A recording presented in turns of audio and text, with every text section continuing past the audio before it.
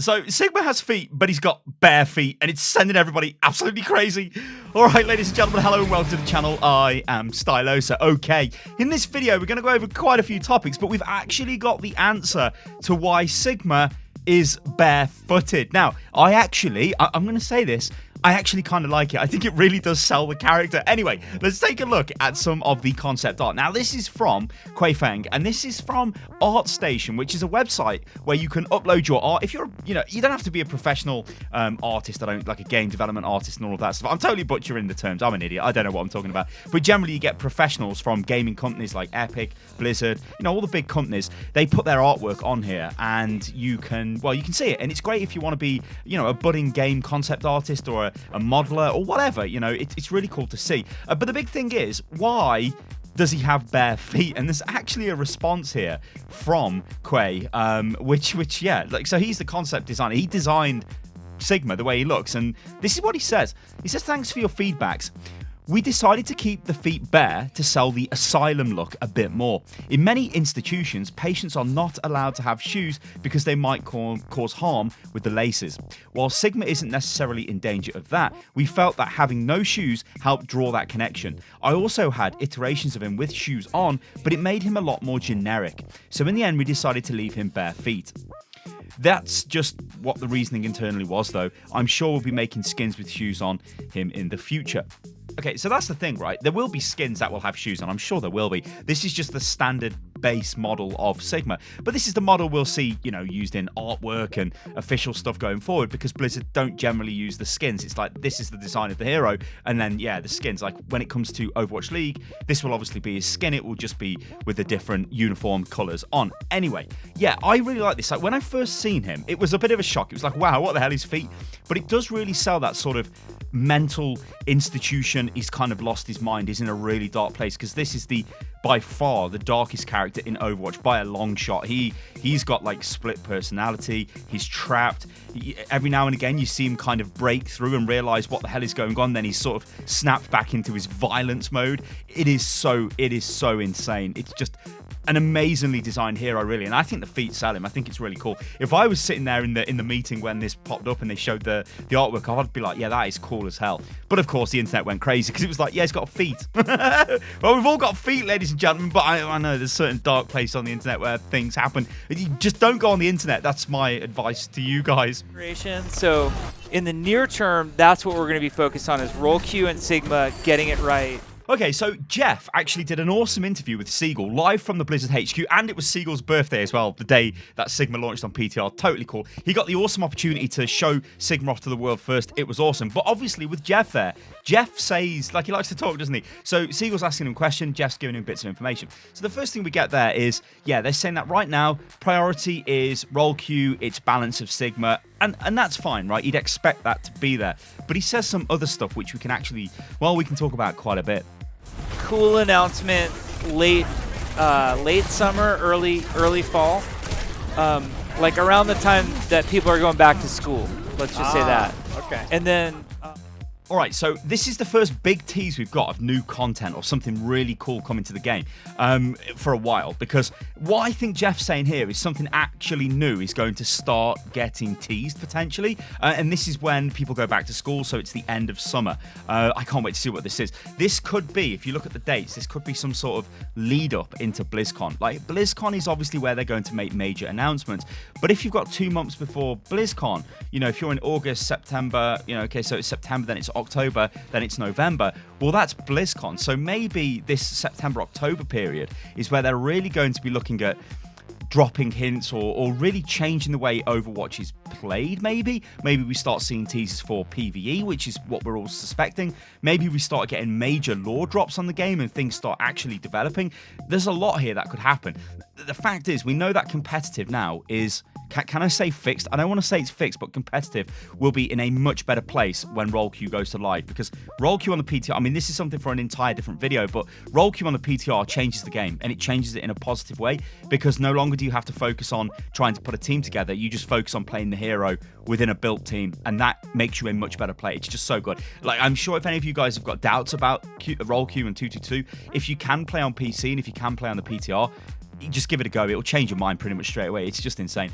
Anyway, so what could this be? I don't know. You guys go crazy in the comments below, but I think it's probably going to be the start of whatever happens at BlizzCon, and then the sort of phase 2 of Overwatch, I guess, where everything starts to move forward and we start getting possibly an expansion, maybe Overwatch 2. There's a lot of things going on. BlizzCon should be awesome, and Halloween is not going to change it much. I'm just going to say this right now because people are going to be like, oh my god, how come Halloween's not like completely brand new? I'm just telling you right now, it's not completely brand new. Yeah. And it's roughly going to have the same amount of legendaries that Summer Games did, which I know people want more. We'll figure out if we can make more, but it's likely it's going to be about the same as Summer Games. Yeah. With that said, I'd like to remind people that possibly one of our best events ever was the original Halloween, the first year. Yes. Had the exact same amount of skins that Summer Games had, legendaries. Okay, so yeah, the next event, Halloween, is going to be basically the same. Jeff saying it's not going to change very much. Now, this has to be because the devs are putting work elsewhere, and maybe this will become clear at the end of summer, as Jeff teased in the earlier clip. Because the thing is, these events, like Summer Games, is right now, it is the worst event the game's ever had. However, the devs know that, so what they did is they dropped Roll Q, and then they also dropped Sigma. So then you're like, okay, well, who cares about, like, well, who cares about some games? Actually, I'm going to confess, I never even got the Reaper skin on any of my accounts for Summer Games. I just didn't get it because I just don't play on live, because I just play on PTR because well, Roll Q's way better. So it's like, what the hell? Yeah, so it's not enough, right? There's some little minor changes to that event with the weekly event, the weekly sort of mini challenges in the event, but it's not enough, is it? And it's just the same event. But yeah, Halloween is just going to be basically the same as last year, just with a couple of different skins. And like Jeff did say, that, well, actually, their very best event was the first Halloween event where, you know, they had the same number of skins that were out in the current Summer Games, which everyone is moaning about. But the thing there is, it was kind of the first, like, event, really. I mean, you had Summer Games, which came out of nowhere, which was the first event, and then we went straight into Halloween with Junkenstein's Revenge, and it was like, wow, they suddenly gave us PvE, which was like, oh my god, and we loved it, right? And then we asked for it ever since, so maybe the big announcement is something to do with PvE, but again, it's all speculation at this point. But yeah, don't get your hopes up for the next event. It's just kind of going to be the same as last year. Yeah. So, in other words, you don't want him to eat all the ults in the game like D.Va. No. Okay. Yeah. Makes sense. There are these moments of regret that you have as a game developer, and perhaps eating everybody's ult is one of those. Right, so I've seen stuff on the internet where people are going around saying, oh, Jeff regrets Defense Matrix. Well, actually, that's not what he says there. He does say he regrets it, but he says perhaps. So he's just saying, like, oh, maybe we regret that. He's not straight up gone, I regret putting Defense Matrix in the game. Eating ultimates is terrible. It's bad. He's not saying that. So there is a little bit of, you know, discussions going on where people are talking as if Jeff goes Defense Matrix is bad, and that's not entirely true. But it is interesting, isn't it? It's kind of funny because when you look at the latest hero, Sigma, Kinetic Grasp eats ultimates. So it's like Jeff maybe doesn't like ultimates getting eaten, but the latest hero, well, he eats ultimates. So it's like, okay, whatever.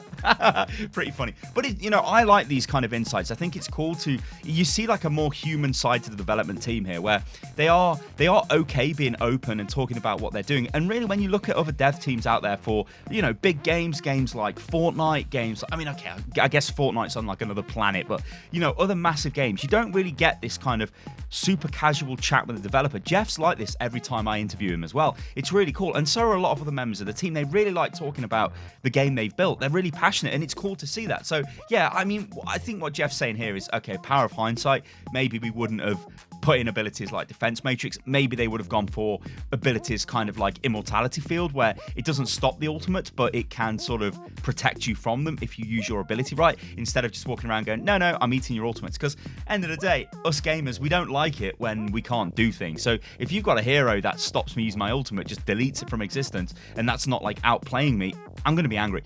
It's kind of the same with May, I guess, when she freezes you and you're like, oh yeah, this is cool.